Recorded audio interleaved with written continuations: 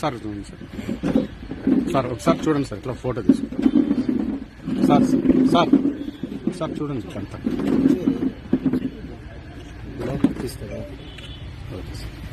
Okay. అమ్మాయి మీద acid దాడి జరగడం, అంతేకాకుండా విచక్షణారహితంగా చాకుతో పొడవడం జరిగింది. ఈ అమ్మాయి తేరంపల్లి విలేజ్ గురంపొండి మండలానికి చెందిన 22 సంవత్సరాల అమ్మాయి దాసరి గౌతమి అన్న అమ్మాయి మీద ఈ శంకరప్ గణేష్ అనే అక్యూజ్డ్ వచ్చేసి ఎర్లీ మార్నింగ్ వాళ్ళ ఇంటికి వెళ్ళి, వీళ్ళిద్దరూ కూడా డిగ్రీలో పరిచయం, డిగ్రీ చదువుకునే సమయంలో. సో చదువుకునే సమయంలో ఉన్న పరిచయాన్ని బట్టి అమ్మాయిని వెంటబడి వేధించడం, అదేవిధంగా ప్రేమించమని చెప్పి అడగడం జరిగింది. ఈ అమ్మాయి ఎప్పటికైతే ఒప్పుకోలేదు. దానికి తోడు రీసెంట్గా ఈ అమ్మాయికి ఎంగేజ్మెంట్ అయింది వాళ్ళ రిలేటివ్స్ అబ్బాయితో. సో దాన్ని జీర్ణించుకోలేకుండా ఈ అబ్బాయి ముందర రోజు evening acid bottle, bathroom cleaning చేసే యాసిడ్ అది ఒక బాటిల్ కొనుక్కొని ప్రీ ప్లాన్డ్గా ఆమె ఇంటికి ఎర్లీ అవర్స్లో వెళ్ళటం, ఎవరూ లేని సమయంలో ఇంట్లోకి వెళ్ళి ఆ అమ్మాయితో గొడవ పడటం, సబ్సిక్వెంట్లీ ఆ అమ్మాయికి బలవంతంగా యాసిడ్ తాగించడానికి చూశారు. కొంత యాసిడ్ లోపలికి వెళ్ళటం కూడా జరిగింది. She had injuries in her mouth also. So ఈ క్రమంలో ఈ పెనుగులాట్లో యాసిడ్ కూడా కింద పడ్డది. అట్ ది సేమ్ టైం అమ్మాయి కూడా కింద పడి ఆ మొహం మీద కూడా యాసిడ్ అనేది పడటం జరిగింది.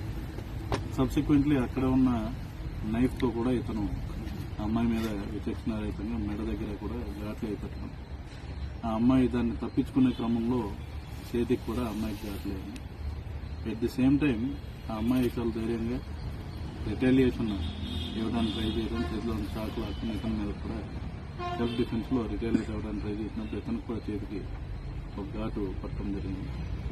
సబ్సిక్వెంట్లీ ఇతను అక్కడ నుండి ప్రీప్లాన్డ్గా వెళ్ళాడు కాబట్టి బట్టలనే మార్చుకుని ఆ బట్టలు వేరే చోట పడేసి బెంగళూరు వెళ్ళిపోవడానికి ప్రయత్నిస్తుండగా మా టీం అనేది మధ్యాహ్నం అరౌండ్ 3-3:15 మధ్యలో ఇతన్ని పట్టుకోవడం జరిగింది.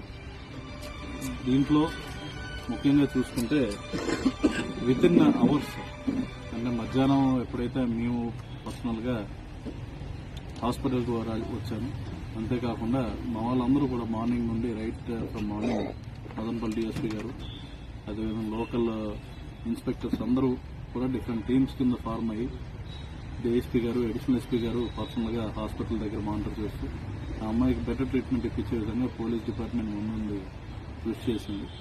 అంతేకాకుండా వాళ్ళని పట్టుకునే క్రమంలో రాయలపాడు సిఐ చాలా చాకచక్యంగా వ్యవహరించి ఆ అబ్బాయిని టైంకి పట్టుకున్నాడు. అదర్వైజ్ కొద్దిసేపు ఉంటే బెంగళూరు వెళ్ళిపోవడానికి అతను రెడీ అవ్వడం జరిగింది.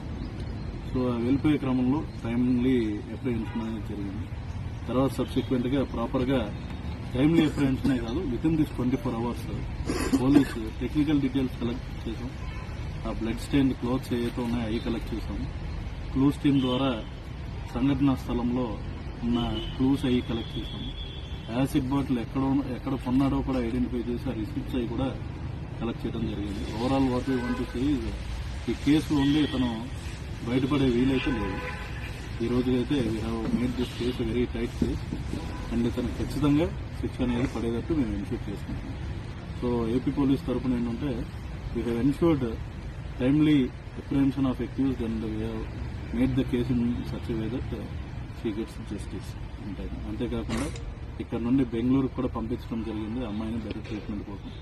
ముఖ్యంగా వాళ్ళ పేరెంట్స్కి వాళ్ళకి మా వాళ్ళు దగ్గర ఉన్న వెహికల్స్ కూడా అరేంజ్ చేసి పంపించారు. So in that way I congratulate our team. And more than this, అన్నిటికన్నా ఇంపార్టెంట్ నేను ఇక్కడ ఈరోజు చెప్పదలుచుకున్నానంటే, నేను ఒక రెస్పాన్సిబుల్ రిపోర్టింగ్ అంటే ఎలా ఉంటుంది అన్నది ప్రెస్ తరఫున మంచి రెస్పాన్సిబుల్ వే ఆఫ్ రిపోర్టింగ్ అన్నది నిన్న చూసాము.